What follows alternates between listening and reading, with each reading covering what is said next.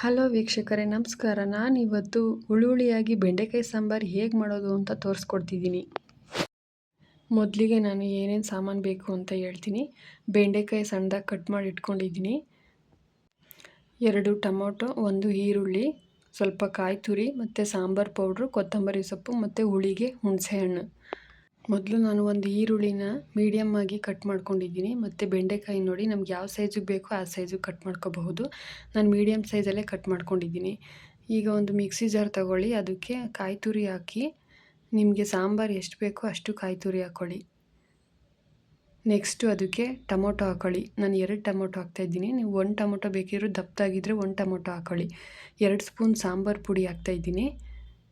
Next ಅದಕ್ಕೆ ನೀರು ಹಾಕ್ತಾಯಿದ್ದೀನಿ. ನೀರು ಹಾಕ್ಬಿಟ್ಟು ಅದನ್ನ ನುಣ್ಣಗೆ ರುಬ್ಕೊಳ್ಳಿ. ನೋಡಿ, ಈ ಥರ ನುಣ್ಣಗೆ ರುಬ್ಕೊಳ್ಳಿ. ಕೊತ್ತಂಬರಿ ಸೊಪ್ಪನ್ನ ಇದಕ್ಕೆ ಆ್ಯಡ್ ಮಾಡಿದ್ದೀನಿ. ಅದು ವಿಡಿಯೋ ಸ್ಕಿಪ್ ಆಗಿದೆ ಫ್ರೆಂಡ್ಸ್.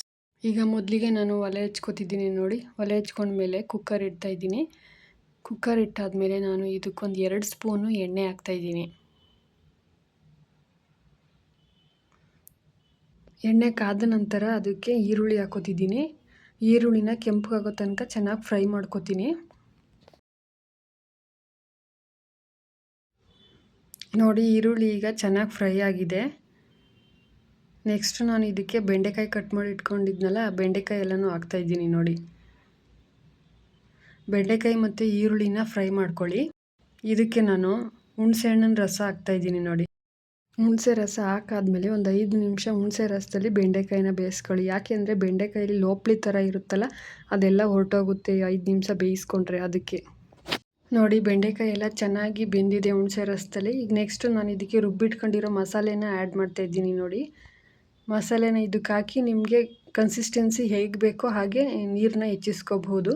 ನೀವು ಸಾಂಬಾರು ತೆಳ್ಳಗಿರಲಿ ಅಂತಂದರೆ ನೀರು ಹಾಕ್ಕೊಳ್ಳಿ ಜಾಸ್ತಿ, ತೆಳ್ಳಗೆ ಬೇಡ ಅಂತಂದರೆ ನೀವು ಗಟ್ಟಿಯಾಗಿ ಇರಲಿ ಅಂತಂದರೆ ಕಮ್ಮಿ ನೀರು ಆ್ಯಡ್ ಮಾಡ್ಕೊಳ್ಳಿ. ನೆಕ್ಸ್ಟ್ ಇದಕ್ಕೆ ನಾನು ರುಚಿಗೆ ಎಷ್ಟು ಬೇಕೋ ಅಷ್ಟು ಉಪ್ಪು ಹಾಕ್ತಾಯಿದ್ದೀನಿ. ಈ ಥರ ನಾನು ಮೀಡಿಯಮ್ ಕನ್ಸಿಸ್ಟೆನ್ಸಿಲಿ ಮಾಡ್ಕೊಂಡಿದ್ದೀನಿ. ನೋಡಿ, ತುಂಬ ಗಟ್ಟಿನೂ ಇಲ್ಲ, ತುಂಬ ತೆಳುನೂ ಇಲ್ಲ, ಆ ಥರ ನಾನು ಮೀಡಿಯಮಾಗಿ ಮಾಡ್ಕೊಂಡಿದ್ದೀನಿ. ನಿಮ್ಗೆ ಹೇಗೆ ಬೇಕೋ ಆ ಥರ ಮಾಡ್ಕೊಳ್ಳಿ. ನೆಕ್ಸ್ಟು ಲಿಡ್ನ ಕ್ಲೋಸ್ ಮಾಡಿ ವಿಷಲ್ ಹಾಕಿ. ಒಂದು ವಿಷಲ್ ಇನ್ನೇನೋ ಬರ್ತಿದೆ ಅನ್ಬೇಕಾದ್ರೆ ಆಫ್ ಮಾಡಿಬಿಡಿ. ಒಂದು ವಿಷಲ್ ಬರ್ಸೋಕ್ಕೆ ಹೋಗ್ಬಿಡಿ, ಯಾಕೆಂದರೆ ಬೆಂಡೆಕಾಯಿ ಜಾಸ್ತಿ ಬೆಂದೋಗುತ್ತೆ.